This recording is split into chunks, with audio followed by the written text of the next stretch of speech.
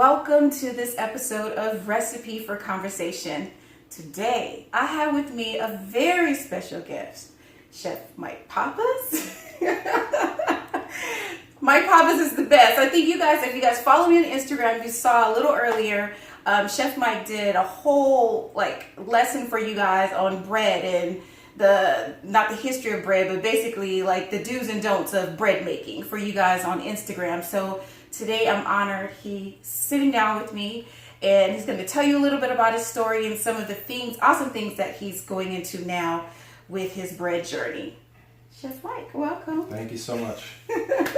So let's talk about you. What do you have going on? How did you get started in this bread world? Who's Chef Mike? Well, I appreciate the question very much. I'm a chef of just about 20 years in the industry.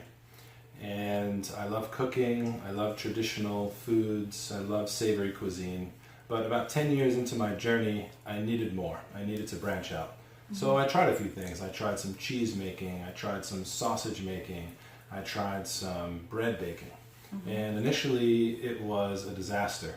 And I've told this story many times. Okay. But when I first began to make bread, I couldn't believe it. I was very mature as a chef, but the initial products that I made were not. Okay. And I tried again and I got the same results, and I tried again and I got the same results, and I was just perplexed. So I wanted to find out, what's really going on inside of this loaf, inside of this dough. So I began a journey of research and practice, and that has led me to meeting some very interesting people, including yourself. Aww. And along that journey, I've had different jobs and have worked in different communities, and that's... Now, you don't just bake though. You've done other things. What made you decide on baking? How did you fall in love with that? Well, I believe that a chef in modern terms is always associated with savory cuisine. But I do believe that a real well-rounded chef should also know baking, should also know pastry. I mean, we're responsible for what goes on at the table from the beginning of the meal to the end. And in our schools, in our culture, we have people who focus just on the end or just on the beginning. And that's okay. I mean, focus is wonderful. So I wanted to go into those other focuses. Essentially, baking and pastry was a weakness for me as a savory chef. And I knew that if I wanted to grow in the industry, I needed to look at my weaknesses. I needed to understand and admit that they were my weaknesses. I wanted to submit to them. I wanted to learn and then rise and overcome my weaknesses so that I could have a fully well-rounded 360 game. Wow. Okay. Yes. And well-rounded it is.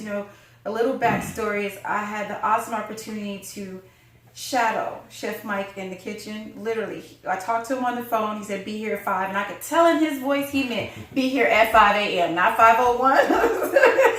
He's serious when it comes to being in the kitchen, and watching you work was amazing. For me, as a baker, I run from bread, but you've embraced it in the products that you were putting out and the wealth of knowledge that was in your head. I was floored. So why bread? Because bread seems to be more of your specialty. Why bread? Well, I love bread.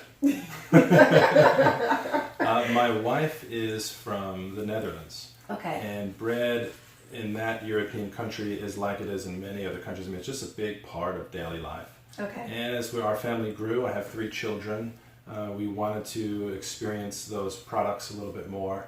As I got better at baking, it was kind of an exciting journey for her as well, because it was taking her back to the country she grew up in.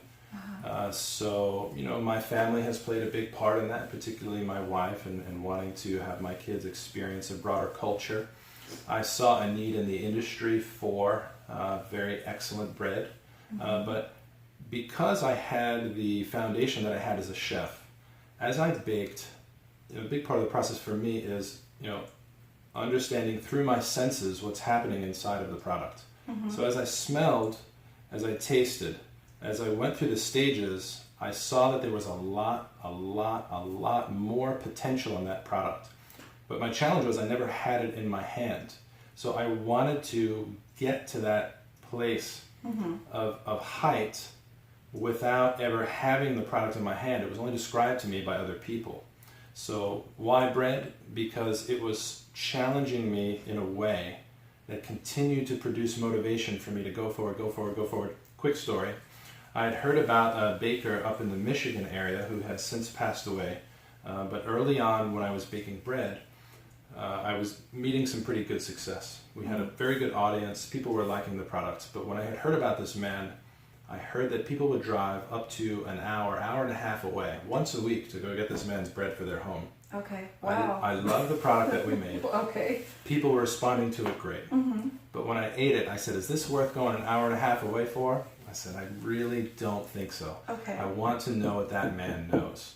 So although I was covering ground, I knew that there was a lot more to cover. So that motivation again, keep going, more research, more practice, more tasting. Wow. Wow. Okay. I love that. You know, I think that way too. Like, if it's good, I'll drive for it. It doesn't matter. Like, when you know that you can't find it anywhere else, and you know that you'll be cheating yourself if you go somewhere else to get it. Like, I agree. I will drive all over if the product is good. So for you, I've had some people who give me a couple of questions who wanted to ask you questions. And one of the questions was, what's your favorite bread to make?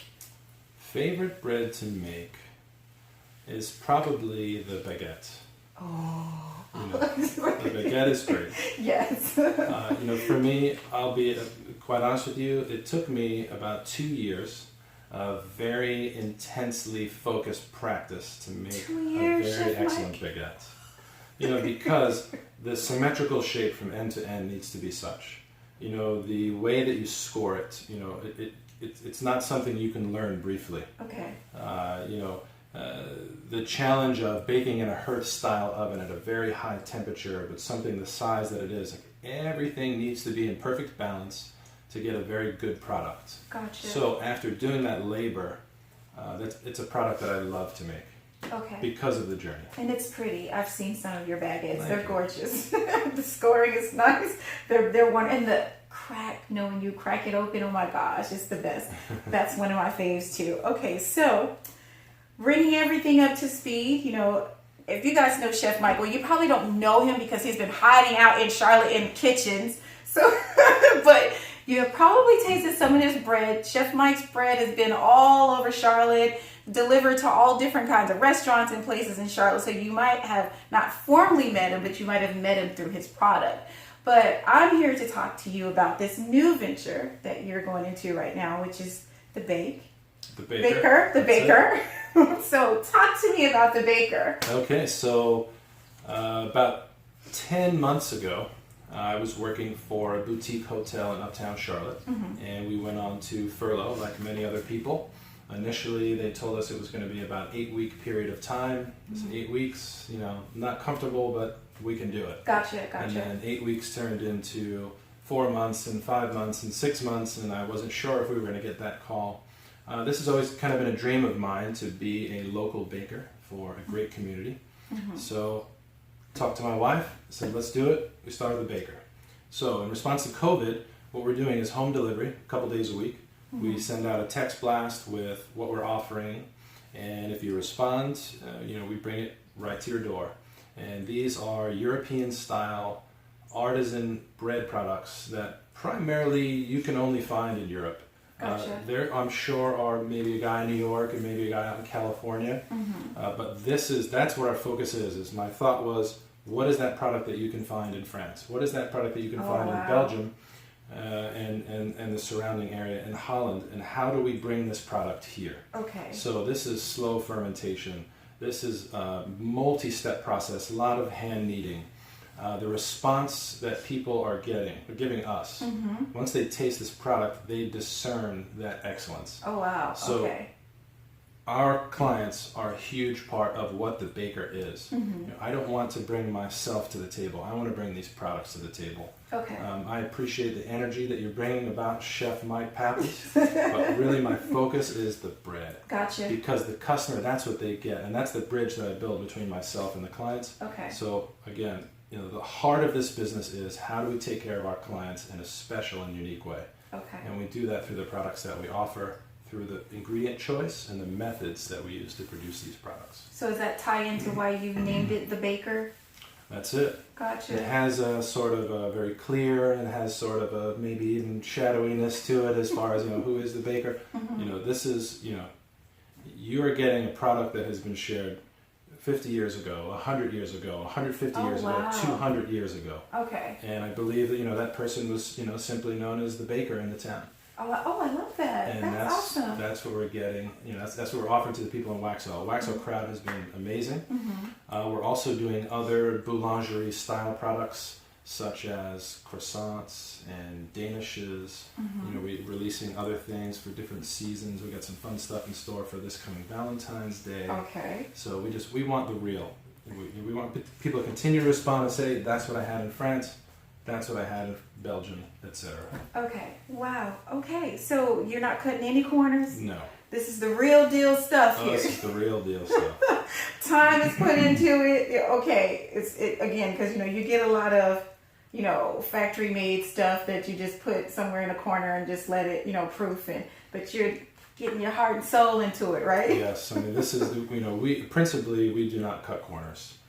Principally, we take the long, difficult road because the product that is produced has the ability to touch the heart, and that's what we want to do.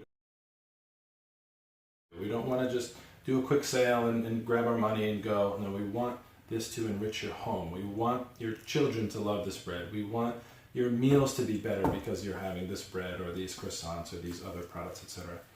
And we're also at the Waxhaw Farmers Market on Saturdays. Okay. That's been great because we get to meet people in the community, just real, face to face, great interactions. We sell out every week.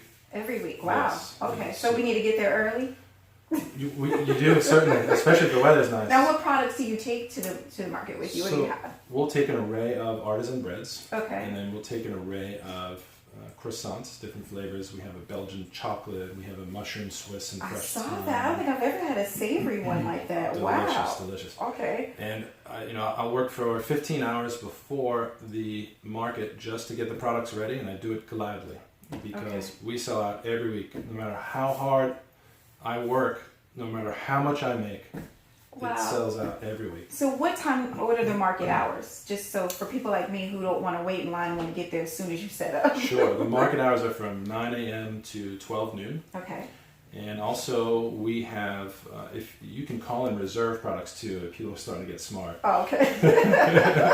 I can place my order beforehand. That's it. Okay. Okay. You can check out the baker on Instagram or Facebook and Okay. get that contact information. I was going to And ask then you that. just give us a call, give us a text, and hey, put aside 2 boxes of chocolate croissants, put aside this loaf, that loaf, and then we have a little area just for you down at the market. You guys hear that? Get there early, okay? Because the stuff goes fast.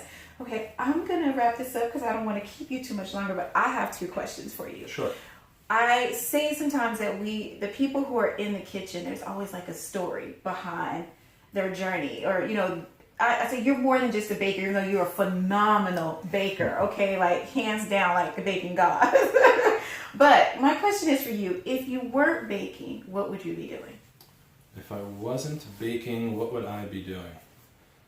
Sometimes I thought of myself maybe being a casino owner or a football coach. Wow. Okay. Although I don't gamble or play football, but I feel like there's a large leadership level there. Okay. That I can kind of So connect you're with.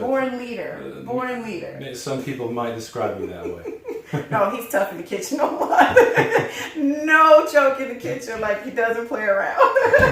Okay, Chef Mike, my last question for you is not even a question, but with your amazing journey, with all of the people that all of the kitchens you've been in, your bread is on the Bread Revolution book, what are some words of encouragement that you could give to an aspiring baker or someone coming up in the industry or anyone just trying to chase their dream? Look, you just stepped out and look at you. You're selling out. That step, sometimes is a little scary, even though COVID kind of pushed you in that direction. What's some words of encouragement you can give to people who are walking in your direction, in the path and the journey that you're walking in? Well, I would say be honest with yourself. if you get quiet, what is your mind telling you? What is your heart telling you? And if you know that you have the ability to succeed, we all have obstacles. And in 2020, we all have a lot of obstacles. Yes. But let's not let either our faults or our obstacles, prevent us from moving forward. And also, I would keep in mind, my opinion of moving forward would be, every true forward step is going to be difficult. So let's, at the onset, understand that difficulties and challenges are a part of the process, not necessarily a hindrance to it. Let's embrace those. This is going to be tough. These are going to be long hours. This is going to be difficult. There will be pushback from X, Y, and Z, but that's not going to prevent me from continuing to move forward. That's good stuff. Okay, so how can people find you? Okay, Instagram, The Baker Waxaw. Okay. Facebook, same thing. And those are pretty much our primary vehicles right now. Okay. We do home delivery a couple days a week, so... Is there a website? No website just yet. Okay. No website just yet. Give us a call. We can get you on a list. It's kind of like a hush-hush speakeasy list at this point. Okay. We are above board with everything. We're inspected by the USDA and all that good stuff. Okay. But it's a really cool product. It's fun. We deliver, all different neighborhoods. It's been a great journey so far. Okay. Well, it was a pleasure. As always, thank you for sharing your time with me and allowing me to come out here and do this interview with you. I'm honored. I always feel like you're like the bread baking god to me. So I just love your energy that you bring into it, and you could tell you're amazingly passionate about what you do, and I love that. So thank you for sitting down with me. Thank you for being the recipe for conversation today. And you guys, please. You can find Chef Mike. He's now the Baker Waxaw on on Instagram. So that's the handle. Please follow his page. You guys are going to see some amazing work, some amazing bakes. And if you're in the Charlotte area, anywhere outside the Charlotte area, look, I'm telling you right now, his stuff is worth driving for. Do you understand? Please don't miss out. Thank you guys for watching this episode of Recipe for Conversation. Bye, you guys. Thank you.